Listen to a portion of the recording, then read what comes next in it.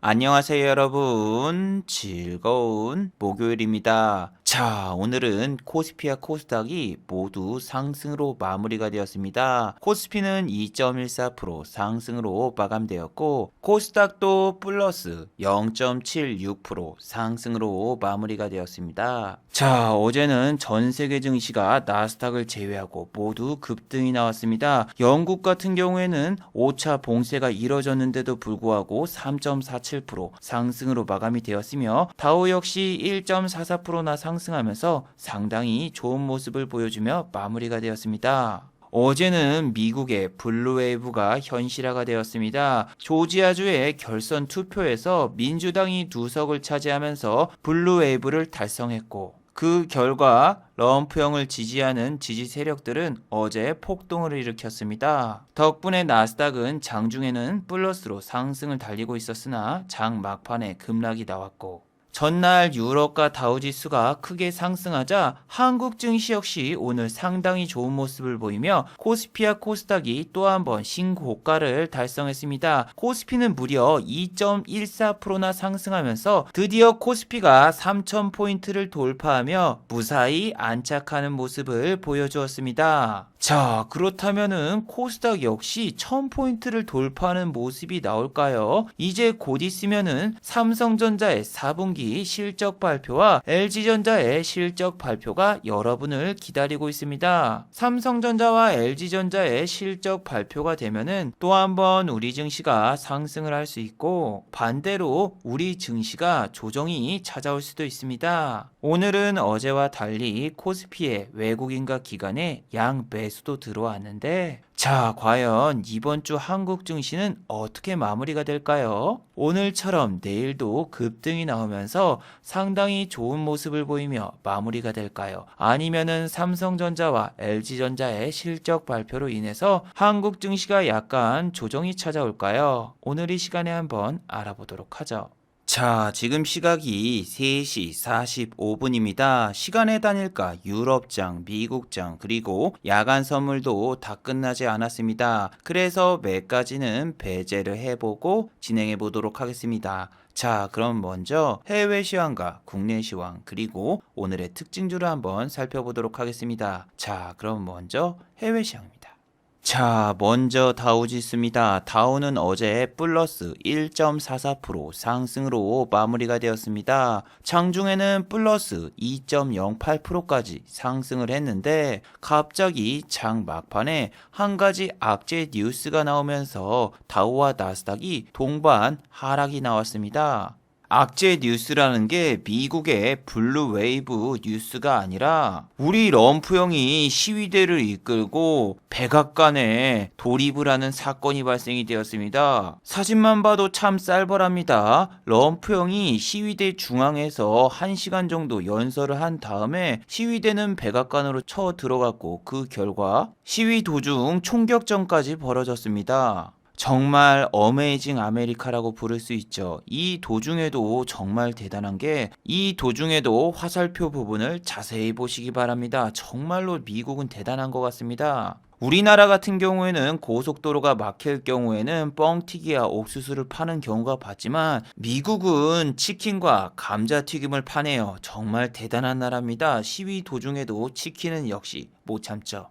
이렇게 시위대로 인해서 의사당이 점거되는 사건이 발생이 되었고, 다우와 나스닥은 떡락을 하게 됩니다. 자, 나스닥 같은 경우에는 제가 새벽 3시까지 미국 증시를 지켜봤거든요. 그런데 플러스 0.71%까지 분명히 상승하고 있었는데, 4시에 럼프형의 시위자들이 백악관을 점령했다라는 뉴스가 나오면서 결국에는 마이너스 0.61%까지 하락을 했습니다. 그리고 정말 재밌는 게 뭐냐면은 트위터의 주가는 상승 중이었거든요. 플러스 1.18%까지. 그런데 우리 럼프형이 트위터에다가 이런 말을 했습니다. 워워 시위대들이여, 평화적으로 해결합시다. 백악관 점거라던가 무력 시위는 이제 그만둡시다. 트위터에 글을 올렸는데, 아니 정말 말이 안 되는 게 불과 1시간 전까지만 해도 시위대의 중앙에서 본인이 선동을 하면서 연설로 쳐들어가자고 본인이 먼저 이야기를 했고 트위터에다가는 저렇게 정반대되는 글을 써놔서 당연히 트위터와 페이스북 계정이 차단이 돼버리고 말았습니다. 이날 미국의 페이스북의 주가도 마찬가지로 하락을 했는데 럼프형 계정을 차단해서 이렇게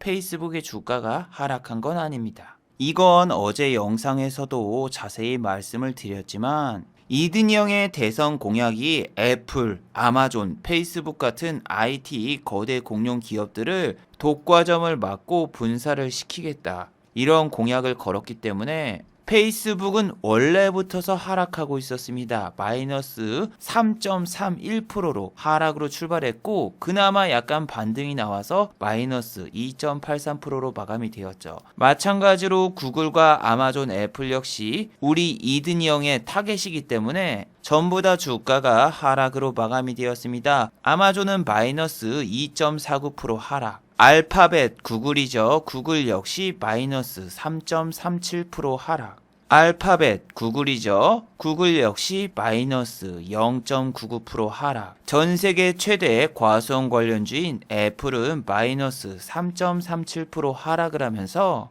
나스닥 지수의 하락을 이끌었습니다. 자, 지금 말씀드린 종목은 분명히 미국의 언택트 관련주입니다. 미국의 언택트 관련주가 이렇게 내렸으면은 한국의 언택트 관련주는 과연 어떤 모습을 보였을까요? 어제 영상에서도 마지막에 여러분에게 말씀드린 게 네이버 앤 카카오 같은 경우에는 미국의 언택트 관련주가 하락을 하면은 같이 조정이 찾아올 수 있기 때문에 조심하는 게 좋다라고 어제 영상에서 말씀을 드렸죠.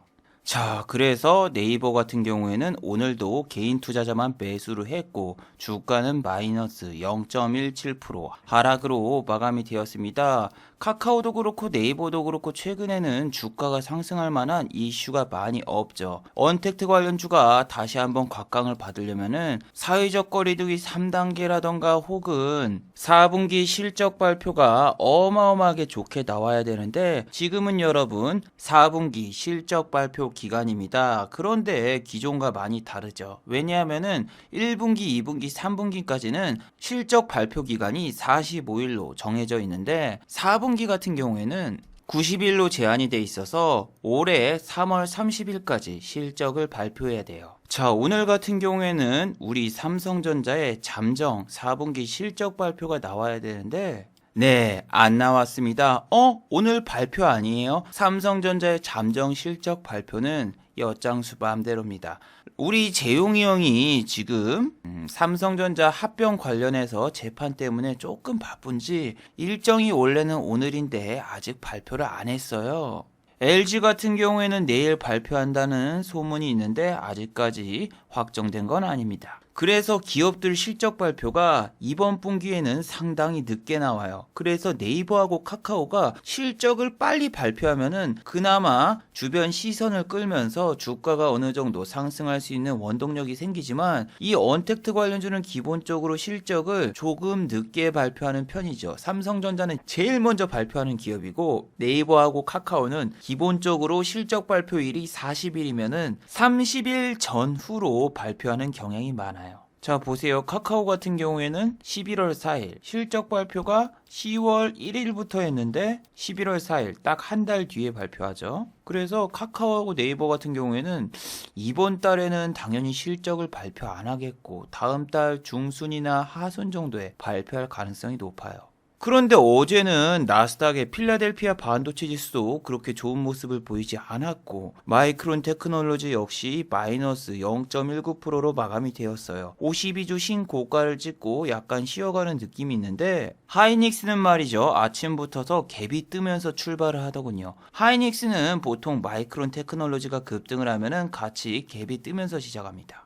보시면은 시가갭이 1.15% 상승이고 종가는 플러스 2.67%로 마감되었죠. 그런데 여러분 바로 전날이었죠. 마이크론 테크놀로지가 이렇게 좋은 모습을 보이자 소형주인 하나마이크론이 다음날 11.26%까지 상승을 했었거든요. 물론 찍자마자 5분 만에 빠져서 정말 조루 같은 모습을 보여주었지만 오늘도 약간 기대를 해봤습니다. 하지만 오늘 같은 경우에는 장 막판에 갑자기 상승하면서 장 초반에는 오히려 하락으로 출발을 했고 장 중후반에 갑자기 상승하는 모습을 보여주었죠. 그런데 오늘 같은 경우에는 개인의 수급으로 인해서 올라간 거고 장 막판에 이렇게 수급이 몰리면서 올라간 게 그거예요. 그냥 장 막판에 중소형주가 급등을 하니까 얘도 만약에 내일 위로 급등을 하면서 출발하지 않을까 이런 생각에 들어오신 분들이 많을 거예요. 오늘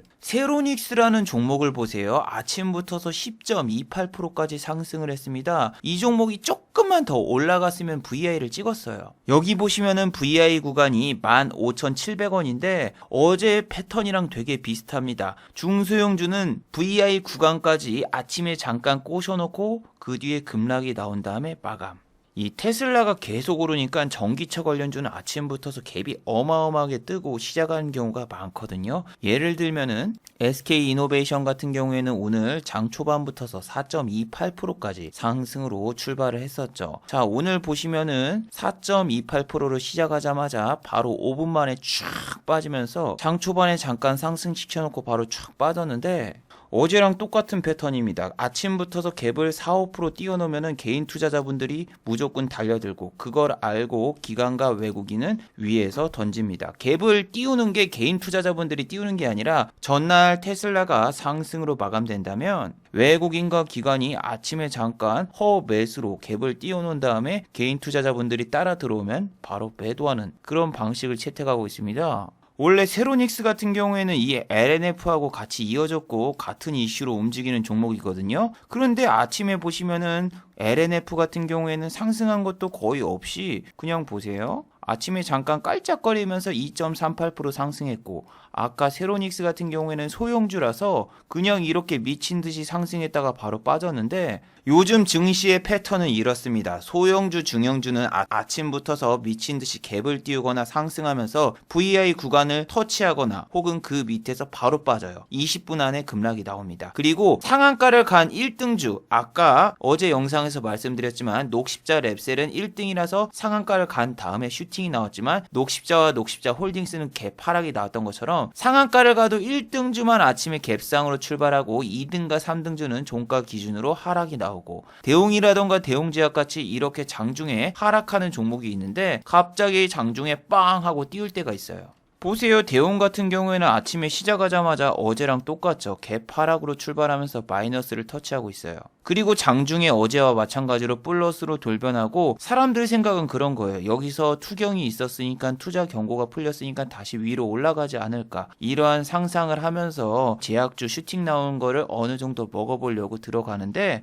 어제 맨체스터 유나이티드 제약을 말씀드리면서 말했죠. 별것도 아닌 소식. 예를 들면 유나이티드 제약은 뭐 임상 성공한 것도 아니야. 동물 시험을 마무리한다라는 계획. 요즘에는 FDA 승인을 받은 것도 아닙니다. FDA에 임상을 접수했다라고 뉴스가 나와도 갭이 뜨거나 상승을 하고 임상 지원자 모집 중 한다고 상승이 나오고 셀트리온 같은 경우에는 식약처에 서류 낸다고 상승이 나오고 아이 증시가 완전히 미쳤어요. 별것도 아닌 뉴스에 갭이 막 10% 뜨고 20% 뜨고 장난이 아닙니다. 야 얘도 뭐 별것도 아닌 저런 뉴스 우리 동물 임상 할 겁니다. 사람 임상도 아니라 동물 임상이에요. 그거 한다고 10%나 떠요. 10%. 분명히 여기 영상과 여기 영상에서 말씀을 드렸지만 임상 3상을 하던 임상 2상을 하던 임상 2상 A를 하던 B를 하던 상관이 없어요. 만약 임상 앞 단계를 실패하고 그 다음 단계로 실험하는 경우도 있는데 이렇게 되면은 앞 단계에서 임상이 실패가 되었기 때문에 3단계에서 아무리 좋은 결과가 나와도 미국 FDA에서는 승인을 안 해준다니까요. 그래서 임상 3상 성공 이게 중요한 게 아니라 3상에서 성공을 한다고 해도 시판까지 될지 안 될지도 모르고 안 될 가능성이 훨씬 더 높아요. 사람들이 대웅이 임상 3상 성공이 아니라 임상 3상 시험 계획을 승인을 받은 거기 때문에 별거 아닌 뉴스인데 아침이라던가 장중에 갑자기 갭이 뜨면은 아, 얘 이제 투경도 풀렸고 연기금이랑 그리고 뭐 투신이라던가 금융투자 아직 수급이 좀 남아있으니까 더 가겠지 이런 식으로 착각을 하게 되지만 이미 이런 애들 같은 경우에는 주식 계열라던가 다른 방법으로도 탈출할 수 있고 그냥 프로그램이 들어와서 사는 거지 연기금의 매수는 그렇게 중요하지가 않아요. 지금 신풍제약도 보세요. 시간의 단일가에서 3.80%가 상승이 되었는데, 자, 지금 신풍제약이 시간의 단일가에서 왜 올랐어요? 계획이 나왔습니다. 무슨 계획? 필리핀 임상 계획. 아니, 이건 정말 별거 아니에요. 시험 대상 인원도 600명, 화이자라던가 모더나라던가 백신 몇만 명씩 합니다. 고작 600명 필리핀 사람 모집해가지고 이거 실험하는데 이게 이렇게 10% 20% 뜰만한 호재인가요? 그건 아니죠. 여러분, 우리나라 같은 경우에는 제약바이오의 파이프라인이라던가 R&D 사업 투자가 매우 약한 그런 상황입니다. 이거는 지금 우리나라 제약바이오 협회 본부장이 얘기를 했는데, 우리나라 같은 경우에는 바이오시밀러 복제약 산업이 아니면은 오히려 마이너스를 기록하고 있기 때문에 파이프라인을 많이 늘려야 된다. 그런데 우리나라에서 지금 핫한 종목들의 파이프라인은, 자, 이런 걸 보세요. 코롱 티슈진 직원 64명, 신라젠 73명, 임상 3상 파이프라인을 관리할 능력이 있나? 자, 여기서 혹시라도 모르시는 분이 있을까봐 이 파이프라인에 대해서 잠깐 설명을 해드리면은, 수도꼭지 파이프라인이 아니라 신약을 개발할 때 프로젝트를 파이프라인이라고 불러요. 그래서 여러분들이 아는 그 수도꼭지 파이프랑은 전혀 달라요. 그래서 보통 파이프라인 임상 3상에는 1000여 명의 인력이 투입이 되는데, 우리나라는 100명도 안 되는 기업들이 있고, 또 직원들의 평균 근속 연수가 2년밖에 안 돼요. 이건 그만큼 전문성이 떨어진다는 얘기죠. 그리고 중요한 게 뭐다? 이렇게 파이프라인이 약하고 사기같이 보이는 회사들이 우리나라 코스닥 시가총액 1등, 2등, 3등이었죠. 그리고 이렇게 사기치는 회사들이 중요한 게 뭐다? 임상에 대한 내용을 공개할 때는 회장의 일대기라던가 혹은 긍정적인 평가를 얻었습니다, 뭐 이런 식으로 이야기만 하지, 임상에 대한 구체적인 내용은 전혀 이야기하지 않는 경우가 상당히 많습니다. 그래서 뭐 FDA에서 극찬을 받았다, 논문이 극찬을 받았다라는 이야기 위주로 진행을 하지, 실제 데이터는 거의 비공개예요. 그리고 여러분, 우리나라 제약바이오에서 가장 많이 나오는 거 미국 FDA 승인, 이거예요. 여러분들이 잘못 알고 계신 거. 임상 시험 계획 IND 같은 경우에는 그냥 신청하면은 승인해 주는 거예요. 그래서 이거는 임상을 개시했다라는 이야기지 큰 의미는 없습니다. 그래서 오늘 나온 이런 뉴스 아무것도 아닌 거예요. 아무것도 아닌 거. IND가 바로 방금 나온 그 단어잖아요. 아무런 이슈가 아닙니다. 그리고 보세요. 국내 제약바이오 7년 동안 FDA 승인은 0건. 아니, 그래서 무슨 25,000원짜리 주식이 82,000원까지 갔고, 오늘 같은 경우에도 저 뉴스에 11.03%가 올랐는데 아무런 이슈가 안 되는 뉴스입니다. 여러분, 그리고 재무제표 보세요. 이 종목 지금 4년 연속 적자라서 올해 3월달 상장 폐지 심사에도 들어갈 수 있는 그런 종목이에요. 그냥 찌라시 띄우고 여러분 꼬시는 종목들입니다. 조심하세요. 그리고 여러분이 제약주를 매매할 때 맨날 듣는 소리, 미국 FDA 임상 1상 성공, 미국 FDA 임상 2상 성공, 이런 단어를 정말로 많이 들어보셨을 텐데, 그런 단어는 미국 FDA에서 절대로 사용하지 않습니다. 그냥 투자자분들을 꼬시기 위해서 다음 단계로 넘어가는 것을 임상 1상 성공, 2상 성공, 3상 성공이라는 단어를 쓰면서 여러분을 꼬시는 거예요. 그리고 매년 수백억 원의 적자를 내는 회사들이 무슨 임상을 하고 무슨 신약을 개발하나, 다시 한번 자세히 잘 생각해 보셔야 된다고 매번 말씀드리죠. 아니, 이런 회사들이 무슨 치매 치료제를 개발하고 탈모 치료제를 개발하고 뭐 조원병 치료제를 개발하고, 말도 안 되는 소리죠. 회사에 돈도 없는데. 여러분, 3월달은 상장 폐지 시즌이에요. 상장 폐지 시즌. 그렇기 때문에 더욱더 주가가 상승하는 종목 중에서 동전주, 그리고 재무제표가 안 좋은 주식은 건드리면 안 되는데, 오리엔트바이오 오늘 15.83%까지 상승했지만 상승한 게 중요한 게 아니라 매수 주체도 여러분을 꼬시기 위한 투신이고, 이 애들은 분명히 3월 전까지 다 팔고 나갑니다. 4년 연속 적자를 기록하고 있기 때문에 이 종목 같은 경우에는 동전주로 내려갔었고, 감자도 몇 번이나 진행을 했습니다. 그래서 자꾸 오리엔트바이오 같은 경우에는 삼성도 못한 신약 개발을 만들겠다, 탈모 치료제를 만들겠다, 뭐 이런 소리를 하고 정치 테마주로도 엮여 있는데, 저런 걸 조심해야 되고, 여러분들 같은 경우에는 이렇게 잔머리를 굴리시는 분들이 분명히 있을 겁니다. 3월달 4월달이 상장 폐지 시즌이면은 그 전까지 매매하면 되겠네. 3월달 전에 만약에 여러분들이 저 종목을 매매하려면은 이런 상황이 발생될 수 있습니다. 3월 전에 대주주가 주식을 대량으로 매도를 하거나 혹은 유상증자 혹은 상장 폐지를 피하기 위해서 강원도 감자, 아니 주식 감자를 합니다. 두 번째, 대주주가 돈을 횡령하고 그 전에 먼저 도망갈 수가 있습니다. 혹은 마지막 상한가 불꽃쇼를 한 다음에 그 다음날 거래 정지되는 경우가 많습니다. 한 예로, 자 여기 보시면 신라젠이 언제 거래 정지가 됐죠? 5월달입니다. 상장 폐지 시즌이 끝나서 안심이다 하고 있는데, 보세요. 5월 4일날 신라젠 임원들 주식 횡령 혐의로 구속됐죠. 근데 중요한 게 뭐다? 3월 말에 불꽃쇼가 시작됐다는 거. 상한가를 가고 그 다음날 또 13% 상승하고 위에서 차트적으로 좋은 모습을 보여주면서 5일선 밑에를 터치하면 반등이 나오고 정말 여러분이 좋아하는 자리까지 오고, 여기 데드크로스가 왔지만 파랑새 61선이 살아있는 이런 자리 무조건 들어가죠. 들어가는데 상장 폐지. 그래서 상폐될 수 있는 종목을 정말 조심하시고, 여기 보시면은 나와 있죠. 별 의미 없는 뉴스로 상한가를 가는 제약주는 다음날 갭도 안 뜨고 무조건 하락. 자, 어제 동성제약이라는 종목이 있었죠. 저는 개의가 아니라서 동성제약을 매매를 안 했는데, 이 종목을 자세히 보시면은 국립암센터와 광역학 유방암 치료 연구, 아무것도 아닌 뉴스.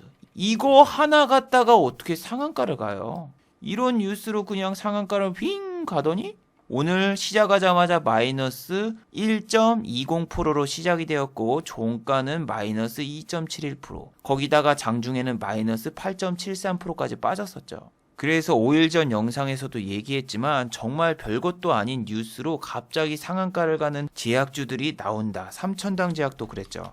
삼천당 제약 같은 경우에도 다른 이상한 제약주들이 상한가를 가니까 얘도 그냥 덩달아서 상한가를 가고 지금 안 올라가죠. 바로 그냥 그 다음 날부터 쫙 빼더니 계속 지옥행을 가고 있는데, 이런 종목 같은 경우에도 오늘처럼 이렇게 지수가 폭발하는데 전혀 안 올랐죠. 그리고 여러분, 저 왜 이런 증상이 나온지 요즘 봤거든요. 위메이드 같은 경우 이렇게 막 16% 띄워놓고 종가는 1%, 오늘 같은 경우에도 19.25%까지 상승했고 위로 갔다가 빠지는데, 여러분 이런 거 있습니다. 여러분들이 주린이라서 주식을 잘 몰라서 실시간 라이브 스트림, 아프리카라던가 유튜브, 트위치 같은 데 가가지고 주식하는 사람들 거 그대로 따라 사는 거, 그거 정말 위험합니다. 왜냐하면은 그 사람과 나는 딜레이가 30초 정도 있어요. 이 사람이 사면은 내가 따라 들어가는 게 아니라 이 사람이 사면은 30초 전이니까 나는 빨려 들어가는 거예요. 그리고 저 사람이 팔면은 이미 저 사람 팔고 나왔고, 나는 따라 팔려고 하면 급락 나오고 투매 나오고. 위메이드 같은 경우에도 그래요. 요즘 인터넷에서 주식 방송 하시는 분들이 이렇습니다. 키움이라던가 이런 데에서 뉴스 나오는 거 클릭해서 바로 사기. 이거는 어디 유료 강의 같은 데 가도 있는데 그거를 실시간으로 하잖아요. 그럼 사람들이 와 호재다 하고 달려 들어가요. 근데 그 사람은 팔고 나와. 그러면 나도 나가야지 하면서 이렇게 우르르 투매 나오고 끝나는데, 여러분들이 방송을 보고 달려 들어가기 때문에 슈팅이 나오는 거고, 그 사람이 수익을 올릴 수 있는 방법은 여러분들이 들어오자마자 바로 1% 먹고 나가버리면은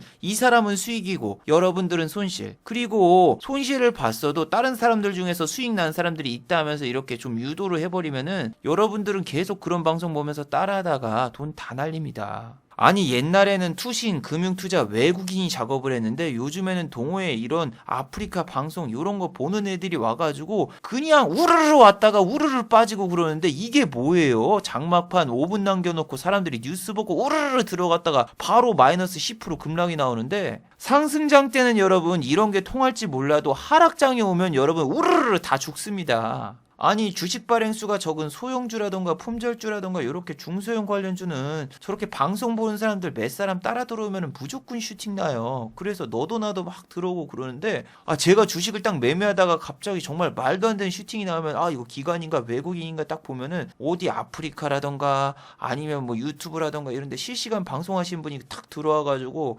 팔아야지 하고 팔면 갑자기 우르르 급락 나오고 그러는데, 그런 거 여러분 정말 주의하세요. 자, 그리고 오늘 보시면은 금융투자가 1조 6천억 원을 샀는데, 야, 금융투자 진짜 주식 잘하죠. 아니, 제가 아침에 매동을 다 체크해 봤거든요. 자, 금융투자 9시 15분 장 초반입니다. 매수 중이에요. 연기금 매수 중입니다. 장 초반에. 얼마? 1,400억. 금융투자 매수 늘렸습니다. 장 초반 1시간도 안 지났는데 4천억 사길래 오늘은 금투가 사겠구나. 근데 금투가 사는 이유가 뭐다? 장 초반에는 말이죠. S&P 500과 나스닥 야간 선물이 이렇게 하락 중이라서 세게 안 사다가 장중에 플러스로 전환되면서 S&P 500과 나스닥 야간 선물이 급등이 나오자 장 막판까지 금융투자가 코스피를 어마어마하게 매수했죠. 금융투자가 참 얄팍한 게 우리 지수를 가지고 놉니다. 지난번에 여기 3,000포인트 바로 직전까지 갔을 때는 분명히 장 마감 직전까지 개인 투자자분들만 1조 원 이상 매수 중이었는데 S&P 500과 나스닥 야간 선물이 플러스로 전환되자 장 막판에 갑자기 8천억 가까이 매수가 들어옵니다. 그런데 그 매수 주체는 금융투자였고 개인의 매수 물량의 절반을 가져갔죠.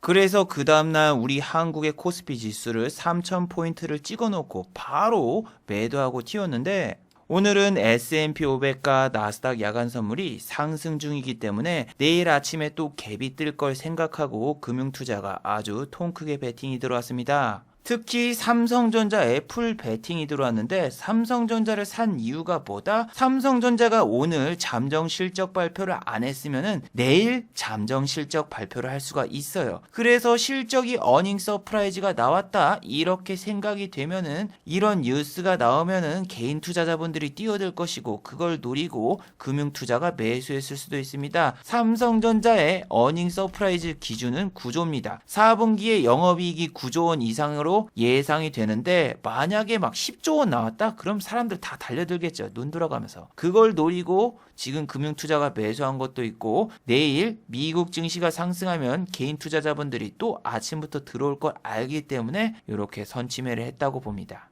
자, 그리고 여러분 연기금은 말이죠. 오늘 매수를 했을까요? 장 초반에는 이렇게 1,400억 원 매수로 잡혔는데 매수는 삼성전자에 들어왔습니다. 삼성전자의 매동을 보시면은 장 초반에 연기금이 이렇게 매수가 들어온 걸로 되어 있죠. 하지만 장 막판에 투매를 일으키면서 오늘 연기금이 와우 4,400억 원을 매도했습니다. 연기금 요즘 주식 정말 잘합니다. 아침에 보면은 무조건 매수로 잡혀있고 장 막판에 다 던지는 패턴이 나오고 있어서 연기금이 가지고 있는 주식들 중에서 소형주는 진짜 조심하는 게 좋아요. 물론 소형주는 연기금이 잘 매수를 안 하지만 연기금이 많이 가지고 있어서 오른 주식들은 연기금이 나가면 그냥 투매가 나와요.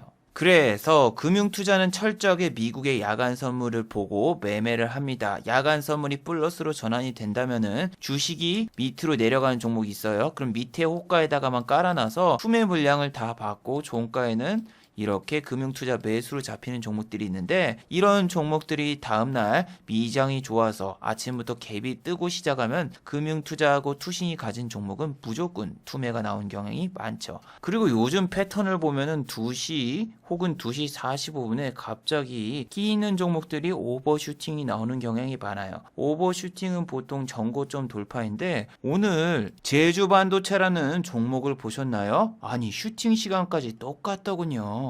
이건 어제고 이건 오늘입니다. 어제 같은 경우에 10시 20분에 슈팅 나온 걸 제가 체크했거든요. 근데 오늘 보세요. 여기 보시면은 10시 때 슈팅이 뾰로롱하고 똑같은 시간에 똑같이 나와서 아씨 이거 또 이렇게 올랐다가 빠지겠지. 어제도 여기서 올랐다가 빠지는 거 보고 그냥 손을 놨습니다. 반도체 종목이 마이크론 테크놀로지라던가 하나마이크론이라던가 혹은 최근에 많이 오르는 코스닥 주식들이 많았는데 얘는 이렇게 빠지더니 갑자기 전고점을 한번 돌파하더니 위에서 다시 또 빠져요. 그래서 이 종목 끝났어. 그리고 그냥 가만히 놔뒀더니 11시 반에 갑자기 슈팅이 뻥 하고 나왔는데 이게 여러분 미국장이 폭등하거나 세계 증시가 다음날 폭등을 하면은 이렇게 개파락이 나온 종목이 위로 올라가는데 자 여러분 지금 증시는 종가 베팅을 하실 때 오늘 핫했던 종목을 보는 게 아니라 내일 올라갈 종목을 보셔야 돼요. 예를 들어 볼까요? 현대약품 보세요. 오늘 박살이 났지만 자 요즘 트렌드가 이런 겁니다. 예를 들면은 상한가를 못 말았어. 이렇게 빠지잖아요. 그럼 시간의 단일가에서 상을 말거나 그 다음날 급등이 나옵니다. 그렇기 때문에 이 종목이 어제 상한가를 가려고 했다가 안타깝게 21.71%로 마감이 됐단 말이에요. 그렇게 되면 여러분들이 생각하는 거는 11,000원 돌파가 나오겠구나. 왜?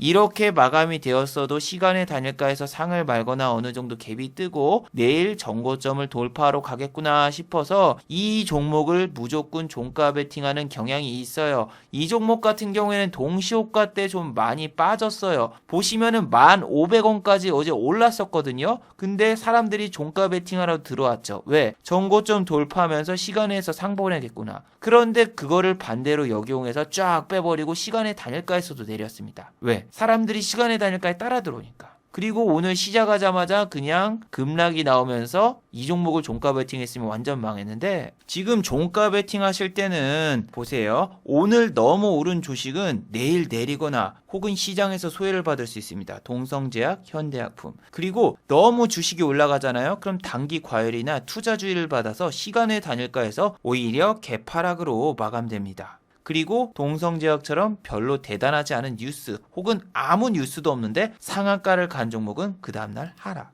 그래서 이런 종목이 자리가 좋아 보여도 베팅하는 게 아니라 이 제약과 바이오 같은 경우에는 어제처럼 장이 빠져야지 그 다음날 오르거든요. 근데 영국 증시부터서 어제 세계 증시가 이렇게 폭등이 나와버렸기 때문에 제약과 바이오주는 오히려 하락하고 내려갈 수밖에 없죠.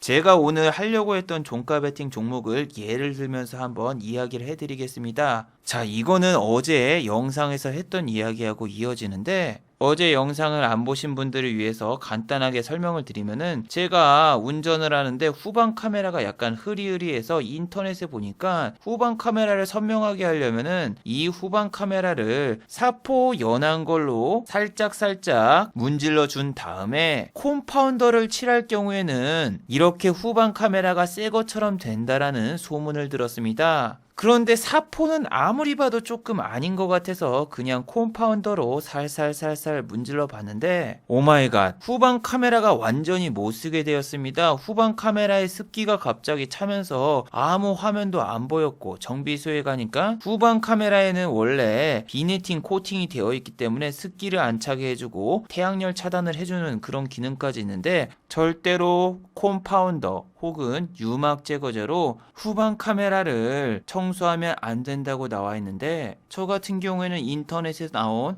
허위 사실을 보고 결국 후방 카메라를 고장내트리고 말았죠. 그래서 후방 카메라를 교체하는데 약 20만 원의 수리비가 청구가 되었습니다. 그래서 인터넷에 허위 사실을 보고 내가 후방 카메라를 망가뜨렸다라는 그 사실이 너무 열받아가지고 어제 말씀드렸듯이 후방 카메라 수리비 벌기 매매 딱 20만 원만 벌자 이런 생각에 인지 컨트롤스라는 종목에 17,000원에 뇌동 매매로 들어가 버리고 말았고, 마지막에 불려서 종가 기준인 16,700원에 미수까지 땡겨가지고 정말 위험한 상황에 어제 다행히 이 종목이 갭이 뜨고 시작을 해서 어제 후방 카메라 교체 비용을 겨우 벌고 바로 빠져나왔습니다. 그런데 오늘 인지 컨트롤스 정말 어마어마하게 상승이 많이 나왔죠. 이 종목을 그냥 그대로 홀딩을 했다면은 수익금이 얼마였을까요? 못해도 600만 원 이상은 찍었을 텐데 어제 정말 아쉬운 상황이었죠. 그래서 아침에 이 종목이 갑자기 쭉 올라가는데 배가 좀 아프더군요. 뭐 어쩔 수 없죠. 신용과 미수 풀 베팅이었으니까 제가 버틸 수 있는 힘은 없었어요. 아니, 그런데 오늘 인지 컨트롤스가 수소 관련 종목인데 오늘 산업부에서 수소 경제위 실무단을 꾸민다라는 뉴스가 나오자 이 종목이 2만 원을 돌파했습니다. 솔직히 인지 컨트롤스는 2만 원에 터치할 경우에는 나는 손대지 말자 이런 주의였는데, 와, 갑자기 아무 생각 없이 잠깐 자리 비운 사이에 2만 원을 찍고 내려오니까 참 허무했습니다. 그래도 이 종목의 특성이 뭐다? 어제도 그랬고 엊그저께도 그랬지만 오전장에 잠깐 슈팅을 주고 2시 이후에 슈팅이 한번 뻥 나오는 그런 특성이 있는 걸 알기 때문에 2시 반까지 정말 집중하면서 기다리고 있었어요. 다른 걸 안 보고 이 종목만 보고 있는데 너무 지루한 거예요. 이 황금선에서 이렇게 유지를 하고 있는데 너무 졸립더군요. 냉장고에서 커피를 한 잔 마시려고 갔어요. 자, 이게 저희 집 냉장고인데 보시면은 우유 속에 모카치노 커피가 여러 개 있습니다. 제가 잠을 자면은 몇백만 원을 날릴 수 있기 때문에 이렇게 항상 예비용으로 커피를 많이 준비해 놓고, 이거는 커피가 아니라 제로 콜라입니다. 그래서 저 같은 경우에는 항상 이렇게 커피를 준비해 놓는데, 지금은 사회적 거리두기 2.5로 인해서 제가 유튜브를 만들고 밖에 나가면은 9시가 넘습니다. 그래서 최근에는 마트에 가지 못했고 깜빡 잊고 커피를 못 사서 오늘은 커피가 없더군요. 그래서 너무 졸려서 안 되겠다, 내가 직접 커피를 타 먹자. 그런데 살찌는 걸 싫어하기 때문에 아메리카노 커피를 타 먹으려고 했는데, 어제 이렇게 제가 후방 카메라를 다 고친 다음에 차 트렁크에 보니까 명절날 이렇게 주유소에서 받은 치약들이 트렁크에 있었고, 때마침 아메리카노 시럽이 트렁크에 처박혀 있더군요. 그래서 커피포트에 뜨거운 물을 붓고 아메리카노 시럽을 넣은 다음에 살살살 딱 저어줬습니다. 그리고 한 잔 딱 마시는 순간, 아니 이게 뭔가 이상한 거예요. 배고파서 고기랑 같이 먹고 있었거든요. 아니 근데 이게 아메리카노인데 거품이 좀 많이 나오고 뭔가 너무 맛이 이상해가지고 자세히 보니까 유통기한이 2012년도 11월 10일이에요. 그래서 유통기간이 이상하구나 딱 해서 유통기간 지난 거 먹었네, 배가 어쩐지 좀 아프더나 싶었더니 자세히 보니까 이게 아메리카노 뒤에만 봤지 앞에는 자연퐁이라고 붙어 있습니다. 여기 자세한 문구를 읽어보세요. 세정성분 함유로 안심하고 사용하십시오. 씨부레, 이게 아메리카노가 아니라 알고 보니까 설거지용 퐁퐁이었던 거예요. 그래서 화장실에서 토를 하고 왔습니다. 근데 제가 토를 하고 오니까 2시 30분에 슈팅이 나와서 이 자리에서도 또 못 먹은 거예요.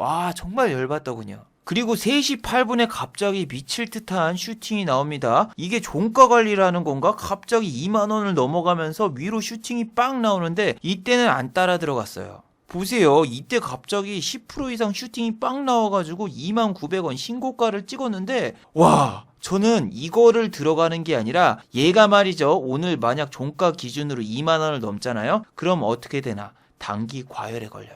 그래서 저는 한 수 더 내다봤습니다. 자, 인지 컨트롤스하고 인지 디스플레이하고는 이어졌습니다. 오늘 보시면 아시다시피 인지 컨트롤스가 슈팅이 나왔을 때 인지 디스플레이도 같이 슈팅이 나왔고, 지난번 인지 컨트롤스가 상한가를 가려고 했던 적이 있었죠. 그때도 이 종목은 이렇게 상승을 했기 때문에 분명히 인지 컨트롤스가 단기 과열 내지 혹은 투자주의 혹은 3일 단일가 매매 이런 공시가 뜰 경우에는 인지 디스플레이로 수급이 몰리겠구나. 오늘 인지 컨트롤스가 2만 원을 돌파하고 장이 종료된다. 그러면은 인지 디스플레이 종가 베팅 무조건 때리자. 이렇게 이를 갈고 있었습니다. 하지만 인지 컨트롤스는 정말 기적적으로 종가 5분을 남겨놓고 떡락이 나오면서 고가에서 무려 10% 이상 급락이 나왔죠. 이러면서 또 한 번 단기 과열에 걸리지 않았고, 이러면은 오늘 인지 디스플레이를 사봤자 다음날 슈팅이 안 나오겠죠. 그래서 종가 베팅을 못했습니다.